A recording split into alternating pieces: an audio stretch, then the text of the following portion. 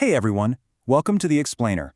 Today, we're diving into the ultimate insider's guide to conquering the brand new Microsoft AI 901 Azure AI Fundamentals exam.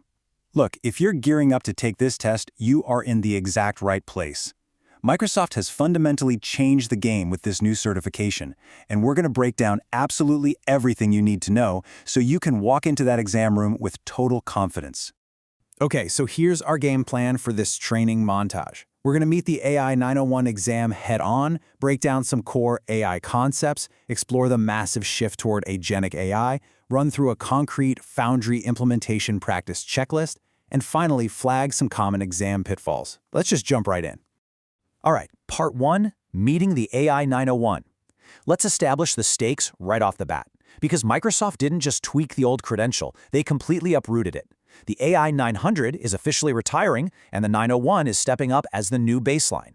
And trust me, this isn't a simple update. It's a total overhaul of who the exam is actually for and what you are expected to know. The contrast between the two is honestly wild. Unlike the old AI 900, which was really aimed at general business folks and covered 5 broad domains of classical machine learning, the 901 is laser-targeted at aspiring junior developers and tech professionals. And here's the kicker. You need to be able to interpret Python code. If you're not a technical professional or you aren't willing to get your hands a little dirty with some code, this exam is going to be a major shock to the system. They've taken that massive sprawl of the old exam and collapsed it into just 2 heavy-hitting domains. You've got Identify AI Concepts and Capabilities, making up about 45% of the exam, and Implement AI Solutions with Foundry, carrying the remaining 55%. Now, all those familiar Azure AI services you might know, they haven't disappeared. They've just been folded right into Foundry as tools. Just a quick palate cleanser for the exam logistics. 700 out of 1,000. That is your target passing score. It's pretty standard for Microsoft, but definitely keep that benchmark in your head as you study. You're going to face approximately 50 questions during your actual testing session, and you'll have exactly 1 hour to prove your knowledge.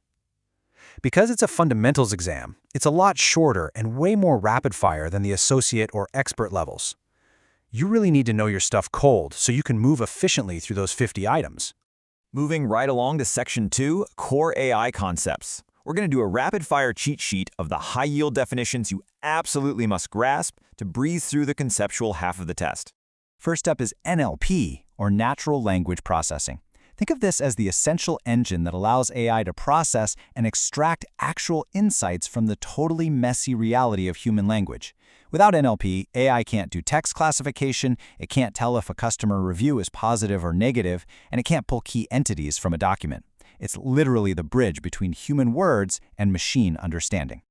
Now, what's genuinely fascinating is how NLP uses semantic vectors. You can think of these as GPS coordinates for meaning. AI obviously doesn't read the way you or I do. It turns words into long mathematical fingerprints. Because words are translated into math, the AI learns that the distance between cat and kitten is exactly the same as the distance between dog and puppy. We're not just matching keywords anymore. The system is doing literal arithmetic with the core meaning of the text. Over on the computer vision side, you absolutely have to know semantic segmentation. This goes way beyond drawing a simple bounding box around an object. It's about identifying the exact pixels that make up that object. It's like coloring in the exact outline of a car or an apple. That extreme precision is exactly what makes things like self-driving cars or analyzing complex medical scans possible in the real world. And definitely don't forget OCR, Optical Character Recognition. This is the foundational step that acts as the eyes of your system, pulling raw digital text out of images and PDFs. It reads the visual text, like the numbers on an invoice, and translates it. But remember, OCR just sees the words. You still need field extraction and normalization to understand what those words actually mean and put them into a clean, usable format. All right, Section 3, the agentic AI shift. Let's talk about how all of this builds into the most critical paradigm shift covered on the new exam. Microsoft is leaning heavily into this, moving us from AI that just talks to AI that actually does. Unlike standard generative AI, an AI agent actually takes action in the world. It combines a large language model brain with specific system prompt instructions and actual tools. This is the difference between an AI that just drafts a quick email for you and an agent that drafts the email, checks your calendar for conflicts, and actually hits send. It reasons, it follows instructions, and it uses tools to execute complex workflows totally autonomously.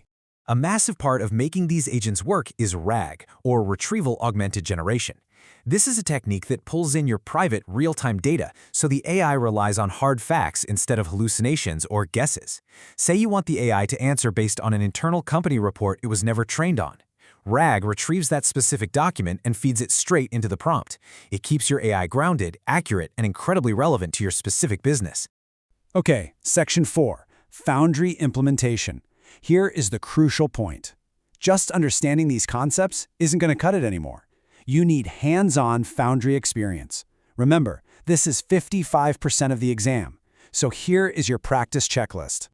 Reality check time. The 9001 is the very first fundamentals exam to include code, meaning you have to be able to read and interpret Python SDK examples. Now don't panic, you're not going to be writing Python from scratch in a text editor. But you will be shown snippets of code using the Azure Foundry SDK, and you need to understand what that code is doing and be able to recognize correct object naming conventions. So you'll want to follow these exact coaching steps from exam expert Tim Warner to build that muscle memory. First up, sign up for an Azure free trial. Second, open a Foundry project. Third, run a basic Python SDK Hello World script. Fourth, actually practice creating an agent that calls cognitive services as tools. And fifth, spend some real time memorizing the specific object naming within the Python SDK. Getting your hands on the keyboard is absolutely the best way to lock this material down. Finally, Section 5, Common Exam Pitfalls. Let's equip you with some insider warnings directly from the beta exam experience so you can dodge the hidden traps on test day.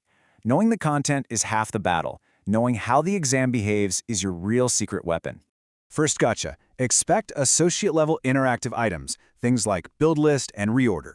You're also going to see surprisingly terse, bare-bones question phrasing. Sometimes it's literally just a single, brief sentence and a drop-down menu. Do not let the brevity throw you. Just stay calm and focus on the core concept they're testing. The good news here? There are no performance-based labs to stress over. Also, be on high alert for content bleed. This is a classic exam design flaw where a later question actually gives away the answer to an earlier one. Tim Warner noted he actually saw this during his beta run. He went back and changed a previous answer because a later item openly mentioned the correct concept. Keep your eyes peeled for those accidental clues scattered throughout the test. If you're unsure about something, use the exam's own content to verify it. So, as the AI 901 raises the bar from basic definitions to Python-driven agentic AI, the only question left is, are you ready to stop just using software and start collaborating with it?